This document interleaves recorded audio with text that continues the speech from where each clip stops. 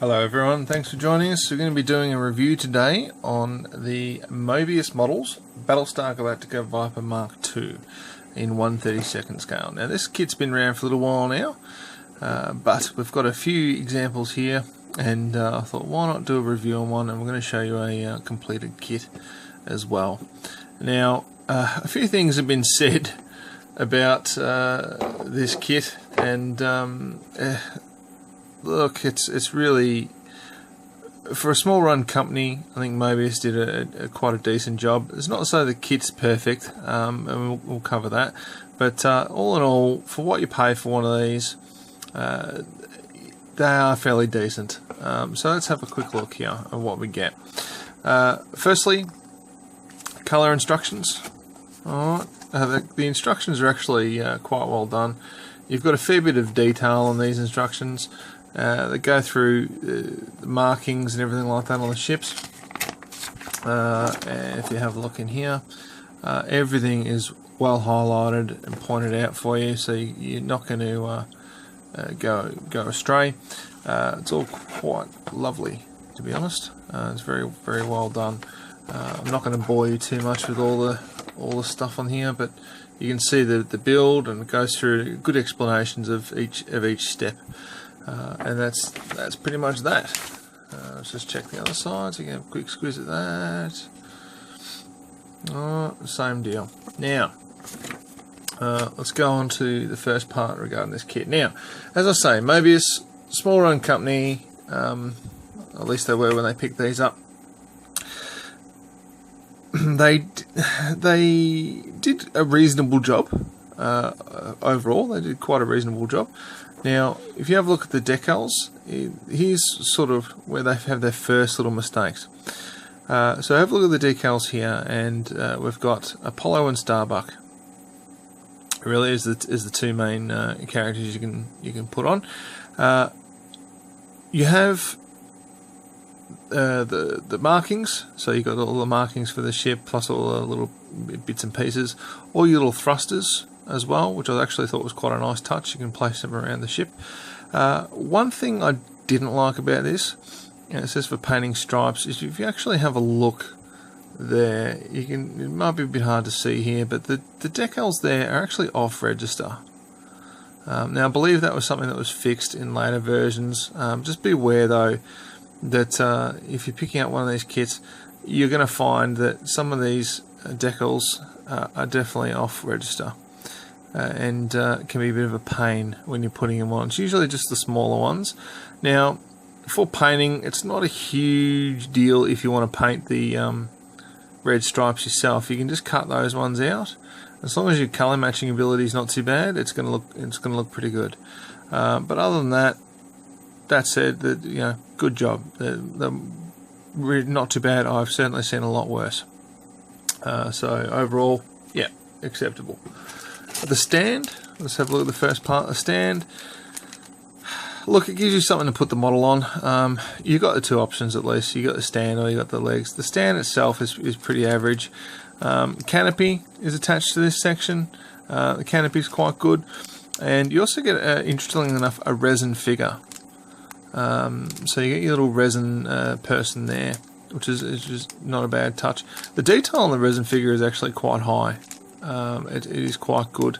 I didn't want to take it out of the package. The only thing I would say, and this is something once again they corrected in later versions, is the gender. If you want to do Starbuck, it's going to be a flat-chested Starbuck. Unfortunately, it's probably not all that bad, but I know they on the Mark 7 kit they changed that. But other than that, pretty good. All right, parts themselves. Let's have a look. Details reasonable. Cockpit details not too bad on this version of the kit.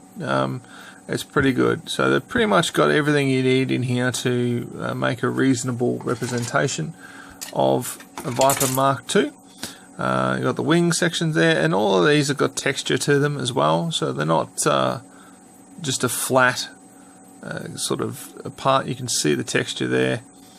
I'll just try and see if we can focus a bit better. You can see the texture there. It picks up a little bit by the light, and it's actually quite nice when you finish building the kit. You got your legs, guns again. so on and so forth. Now, this is the fuselage, but it's one of the first problem areas with the kits. Now, it depends on what batch you get. As far as I'm aware, there are versions of it that are fine. There are versions that are not fine. Now, I bought quite a few of these models at the same time, and I've had one which is fine, I've had one which is a bit dodge, and I'll show you what I'm talking about. Have a look at the rear here. Okay, so there's two fuselage halves. Now imagine these halves going together. Alright, so you've got this section and this section joining at the back. What do you notice there straight off the bat? Alright, that there does not join up. Okay, and that's, I don't know how they've done it, but there, as I was saying, there are kits with it and there are kits without it. If you get one with it, it's not the end of the world, right? It's quite a thick plastic, so you don't want to try and force it, you will likely break it. A good solution is some fairly hot water, not boiling, but fairly hot water. Dip it in there and soak it until it warms through.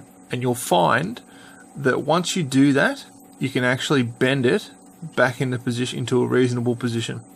Now you're not going to get it perfect, but you'll get it much closer. And certainly if you're building the model, you can staple it together. Not staple it together, sorry. You can use like a strong tape, or you could use even a closed peg, just to hold the two ends together to join it. It is easily fixed. It's just a pain. And as I was saying, I've got some with it and I've got others without it. So it just seems to depend on what batch you get. And the last parts, you got your engine intakes. Nice. You can see the engine in there, or the oils in there. It's really good. A detail on here is quite nice as well.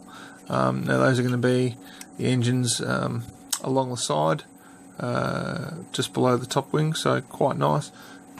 And then you got the bottom, right, with the hole in it for the stand. Okay, so that's it there. I'll go through the build for you now, so just bear with me. I'm just going to move these parts aside, and we'll show you a completed model and tell you what to look out for. So I've already mentioned to look out for the bend in the rear fuselage.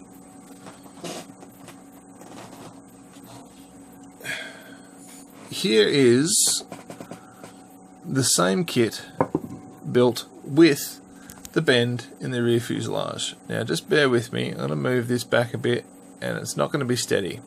So just trying to get you to see the whole thing. Alright, now that's the kit there. Alright, completed. Thank you. I think I did a good job too.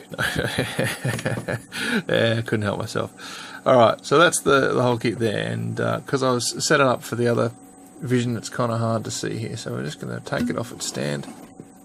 Now, right, how did I go during construction of this? This was a little bit of a pig, to be honest, to put together. You can't, at the end of the day, you come up with a reasonable model. It is quite a good looking kit once it's finished and you've fixed it up. And by that I mean putty and sanding.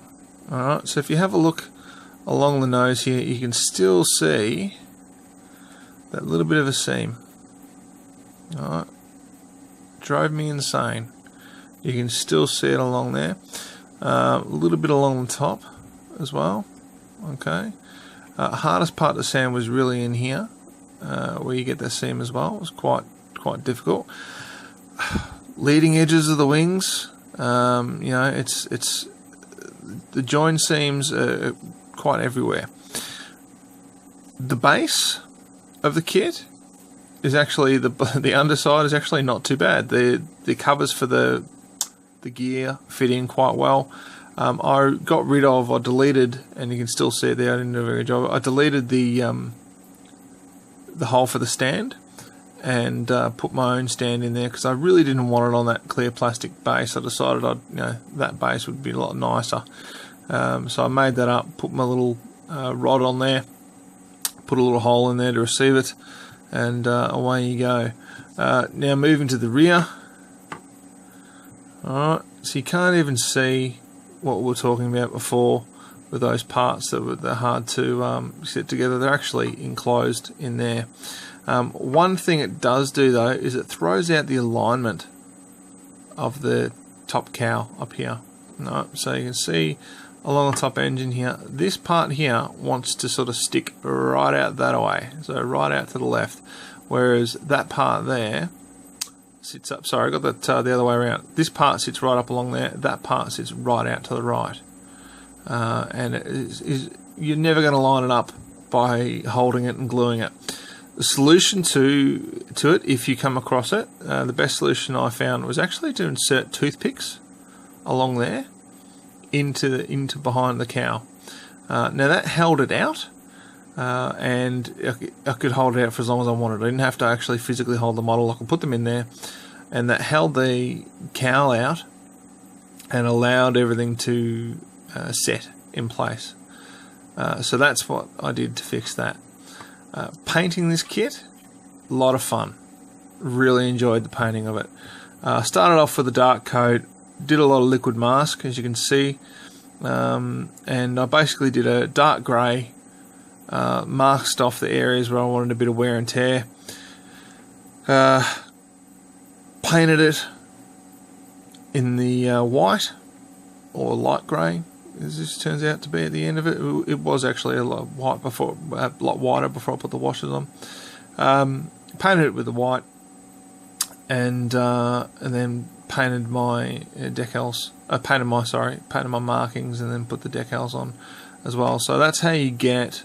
If you're wondering how I did the sort of the grey, if you have a look on the nose there, you got the grey, then you got the silver. So you got the dark grey, you got light grey, then you got the red. It's really just with liquid mask dabbed on with a toothpick. Toothpick is the new multi-tool. Really simple, and it went on quite easily. You just got to be careful when you're handling the model not to rub it off.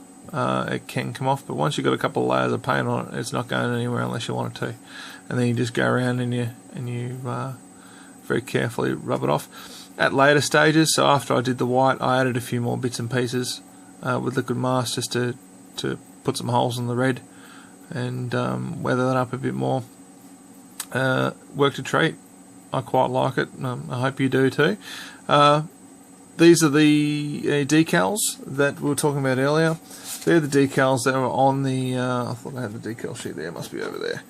They're the decals that were on the red stripes, and just sort of cut them out. Not quite colour matched properly, but good enough. I'm happy with that. Cockpit detail, a bit hard to see there. The cockpit detail is adequate, I would say. It's quite good. This model lends itself quite well to LED lighting, so you can stick in LEDs and everything like that quite simply. There's a fair bit of room to work with there. Pilot figure, well, as I was saying, I cheated. I got the...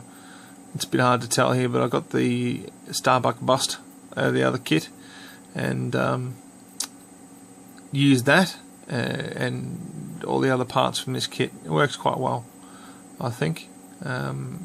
The faceplate on the helmet, look, I just really painted it a blue and tried to shade it a lighter colour where the lights were. If you look at the series, it's really it's really hard to do. Like, you're not going to be able to paint the face in there. You'd have to cut it out and then stick your own little face in there, and you know, it's a bit of a pain. So just paint over it. If you have a look at the series, you'll see that they're lit up. They're always lit up when they're in the cockpit, so you can get away with it by doing that. The markings, some say they're right, some say they're wrong. It depends on who you speak to. Spoiler alert, I know I watched the last season just recently, and they were talking about the tail numbers on Starbucks destroyed Viper, and they were different to this. So who knows? I haven't gone back to the earlier seasons to have a look to see if they're accurate or not. I dare say, look, they're probably wrong. There's a few little areas with this kit, but still an enjoyable build. I still love it. I had a good time building it. I'm very proud of it sitting in the shelf. I think it looks fantastic. I'm quite chuffed with it. Let me know what you think. If you have any questions regarding the kit that I haven't answered, please let me know. If you have any questions regarding the painting or building of the model, please let me know. Happy to answer it. Please subscribe. Stay in touch. I'm going to be uploading more Battlestar Galactica, more Star Wars, more eventually Star Trek kits and reviews. So by all means, subscribe and keep informed on what's going on. Thanks very much for watching, and hopefully we'll see you back soon.